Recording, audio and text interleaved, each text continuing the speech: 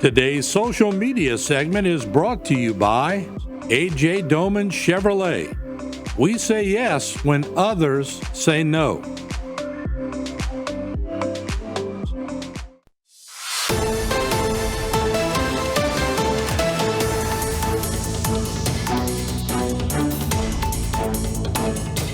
Congressman, good to see you, first of all. And I know you've had a very busy day, busy life, That's I true. should say. Right now, your life is extremely busy. Let's start off because everybody was expecting you to possibly make a Senate run. You made a decision on that. I was looking over some polling that was taking place. You had a pretty good shot, a really good shot. That's one way to put it. Yeah. Yeah, at winning that race, but you decided to stay put. What was your reasoning on that?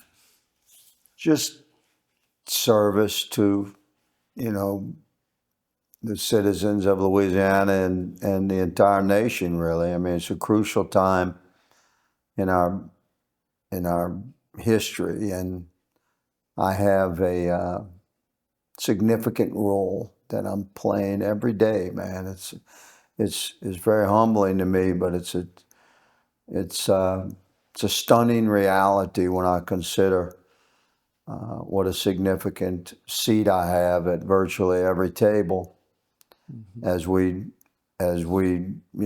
restore and preserve our republic. So we polled it through Trafalgar. It's one of the, as you know, most highly regarded polling companies in the country, and it was very expensive statewide polls we did in last summer, in the first week of August or so, and the results were, we knew we'd do well, in that poll, but we didn't know we would dominate the way we did, and I was a little surprised.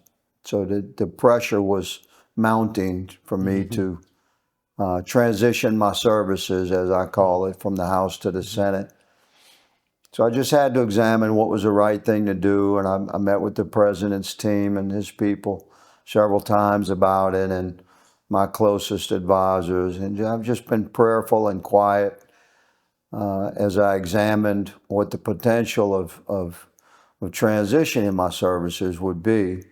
And I decided we'd poll again after the election and after the inauguration, when we had a chance for the dust to settle on the new era, whatever that would be.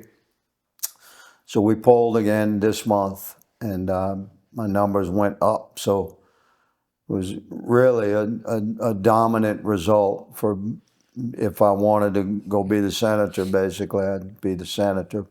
But the right thing to do, ultimately, I decided, was to stay in the House. This is reflective of my commitment to serving we the people, and the fact that I am a significant voice at the tables that are where the future of our country is being decided, reflective of MEGA and America First, agenda, and my deep conservative core principles, my Christian principles.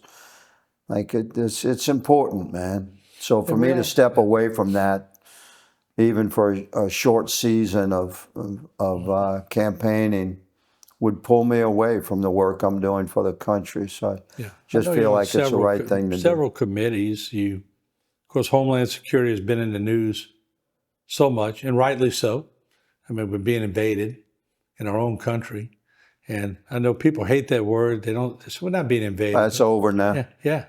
But it seems like the drastic turnaround was impressive, and it happened more quickly than I think anybody, including myself, would have thought. It's still in progress. I told you 2 weeks, didn't I? When you asked me how quick could we fix it. When we first interviewed a couple of years ago, I said, in 2 weeks we can seal the border, and we did. So that era of trauma to our country is over, and now we're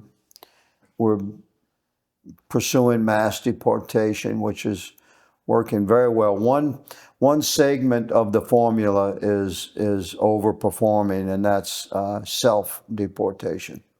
Like those numbers we felt would be significant.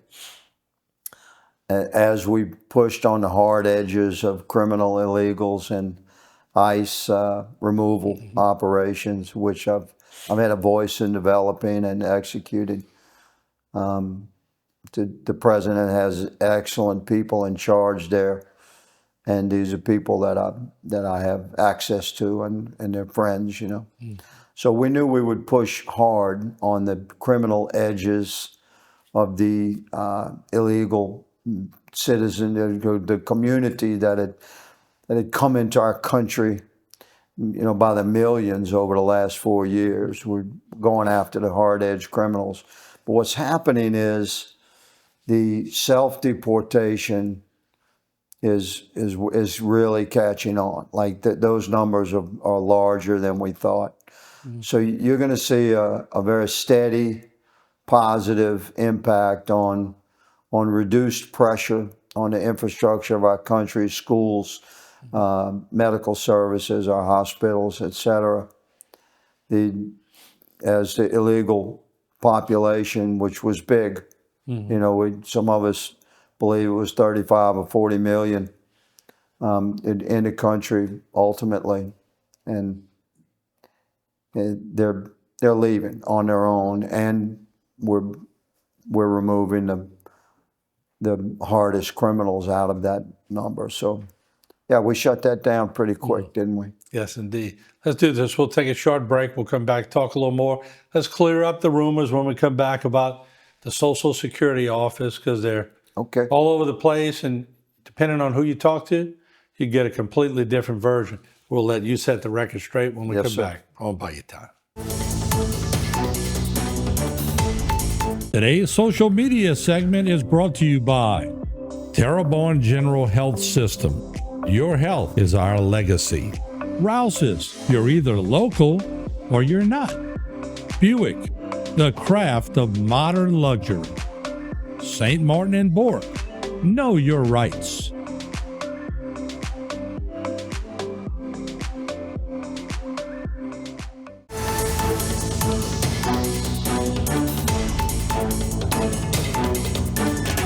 Welcome back. Congressman Clay Higgins joining us at HTV. And before I get to the Social Security building, which I teased, on the broader front, so much happening worldwide now.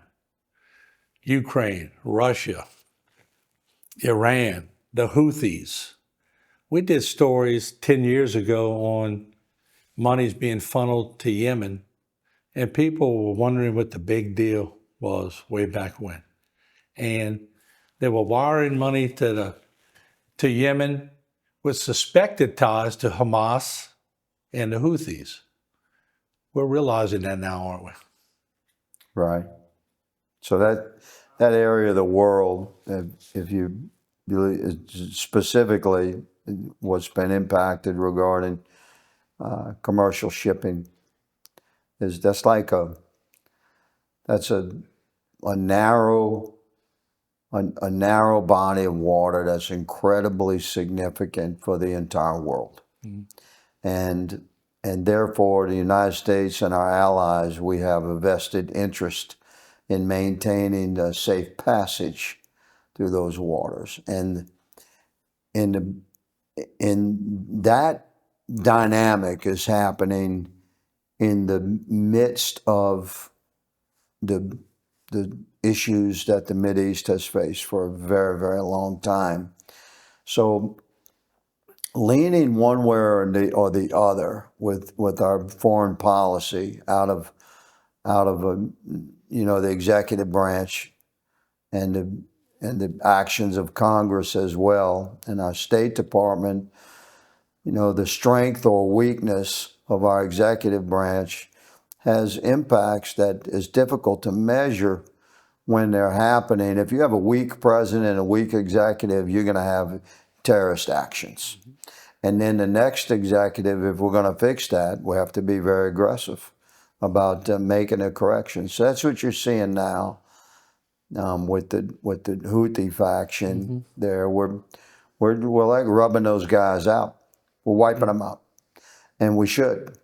Like in the whole world, no matter what they say in public, I'm telling you, what they're saying in private is thank you, because they need safe passage in that area of the world, and they don't want their citizenry, subject to that level of terrorist action. And Iran better be paying close attention. And let me tell you, they are, because they are on quite thin ice, and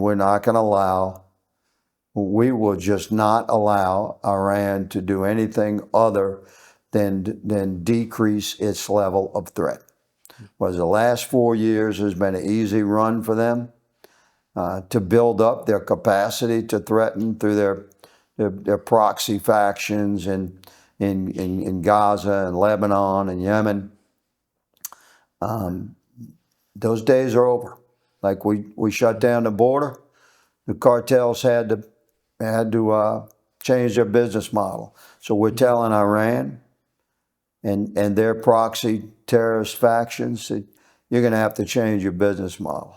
And we financed it. The Biden administration just gave them carte blanche. They took advantage of it like a good opportunistic person would. Their leadership took advantage of it. But the new regime is completely different.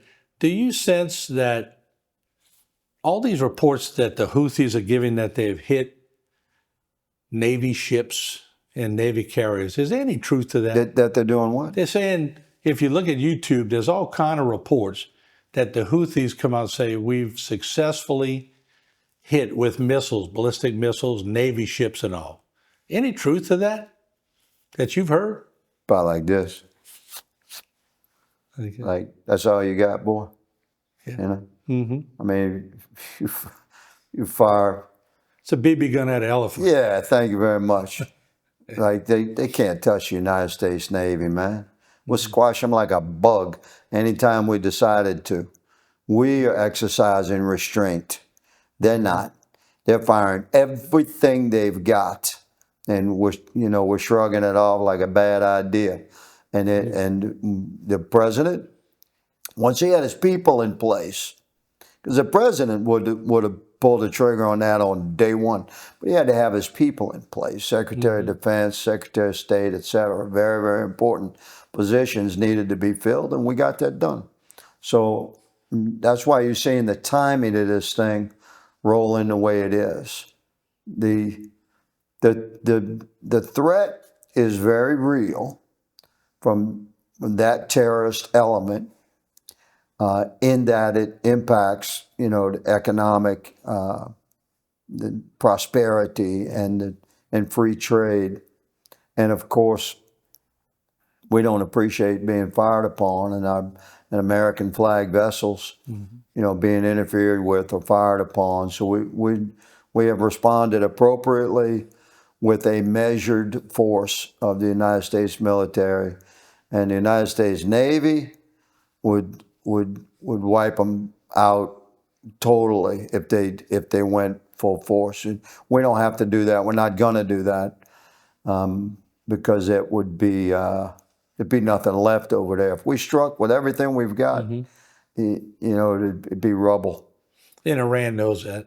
Iran knows that. Yeah, they're still the big coward. They use all their tentacle associations to, I guess, harass. It's the regime, by the way. Yeah. I know some Iranian people. One of my closest friends, the gentleman, is an American citizen, but of Iranian descent. He escaped the country after the 79 Ayatollah revolution there. And he's an American citizen now, and he's a dear friend and a beautiful man. And through him, I came to know some Iranian, heritage folks they're beautiful people, really. And so I have a personal understanding of that. It's not the Iranian people we have an issue with. It's this radical jihadist Ayatollah regime. Totally agree with you. Let's take a short break. We'll come back, our final segment, with Congressman Clay Higgins. Today's social media segment is brought to you by South Louisiana Bank.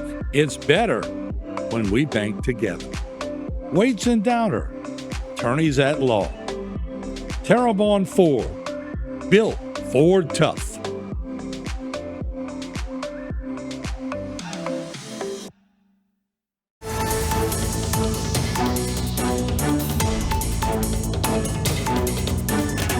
All right, Congressman, welcome back. We appreciate you spending time with us. If you look at the last 4 or so years, the Democrats really got united, didn't matter which side of the Democratic Party they were on, they united as a front. Sometimes I sense the Republican Party is still struggling to get that unity. And I know there are movements to try to help that out. What are you suggesting? Because in order for the agenda to succeed, you have to be united as Republicans. What would you suggest? Yes, sir. Well, when you have a majority of only 2 votes in the House of Representatives, you need virtual, uniform performance. But one of the things within the Republican Party is that we certainly respect the variance of core principles. However, this is a time in our country where we have to take significant corrective action, and this requires conservative courage. So Republicans that run on alleged conservative core principles but then don't perform like that, we have no use for them right now. Like we have a country to save, and some of us are damn serious about it. So we need Republicans to perform as Republicans, and this is a reasonable and statesmanlike presentation of that argument. And I'm on the board of directors for the House Freedom Caucus. We are the most conservative and most powerful faction within the House of Representatives. We have a seat at every table, and we are flexible, but within the spectrum of deep conservative principles. Mm-hmm. Like compromise for a constitutionalist doesn't mean, well, every now and then I'll be a communist. That's not compromise. That's abandoning your core principles. So we expect Republicans to require some level of compromise, but within the spectrum of Republican slate core principles, and that in the most conservative way reflect the sort of character that made our country great to begin with. Because we have a nation to save, we're going to do it, and we require our fellow Republicans to be on board. Because you have to be, I guess, flexible, because each area of elected Republicans has a different constituency, which expects something a little different. So I guess you have to hear them all out and then yes, sir, set the policy. So we're not unwavering. We're not intractable in our position. When I say we, I mean Freedom Caucus Republicans. But we do require just Republicans that raise their hand, told the American people that they were Republicans, and you see them all. They run. They're so conservative, and they put their honor, loyalty, conservative on their signs, and they roll their sleeves up to say, because I'm going to work for you. I'm the most conservative voice, and then they get in office, and they might as well just. They just disappear, like their deep conservative principles that they allegedly had and that they ran on. Those principles just evaporate, and we're not tolerating that. Don't we have that in the Supreme Court too? Well, the judicial branch is a different story. A caveat on that would be that I think if we impeach a couple of federal judges, maybe we'll get their attention. So stay tuned. I know. I'm hearing rumbling. Let's talk about one of the biggest rumors we're hearing around here, Social Security office. Is it the shutting Houma down? office. Houma office, right. Is it shutting down? Not closing. All right, you give me the scoop. No, whoever tells you anything different either doesn't know the truth or they're purposefully misleading you. Mm-hmm. There's some small amount of office space that the Social Security office in Houma has been paying for and not using for years. That's part of the drive towards efficiency and eliminating waste that you will continue to see out of this executive branch and supported by members of Congress like me. And the media will take that kind of a reality, not renewing lease on office space within a Social Security office that hasn't been used for years. And the media will say, oh, they're closing down the office. That's not true. There's no Social Security office closing in Houma. So it might be 2 offices in the whole building. The whole building. It hasn't been used efficiently. Hasn't been used in years. That's a big difference. Was set up for remote computers, like before they had laptops and before COVID. So this was where originally they had set up for remote interviews with citizens, and it hasn't been used in a long, long time because they have laptops. They can work remotely from their laptops, and that office space has been just wasted. Just real quick, we have about a minute left. You got to talk to a lot of veterans today in Houma. Yeah, it was a good gathering. You love that, don't you? Yeah, I do. I love my veterans, and they know it. I'm a veteran myself, and I'm honored to serve those brothers and sisters. We do veterans outreach clinics about every couple of months or so throughout the 11 parishes that I now serve. This was the first one in Houma. It's a great turnout. Some beautiful people, and yes, sir. Thank you for asking about that. My veteran brothers and sisters mean a lot to me. All right, Congressman, run out of time, but we'll get you back on Zoom or Skype, and we'll have a longer conversation. But thanks for coming and joining us. We appreciate it. Always good to see you. You too. God bless you, sir. Thank you. Today's social media segment is brought to you by Alford and Associates for all of your insurance needs. CIS, Cardiovascular Institute of the South, the highest quality cardiovascular care available. Barker Honda, the Barker family tradition of quality.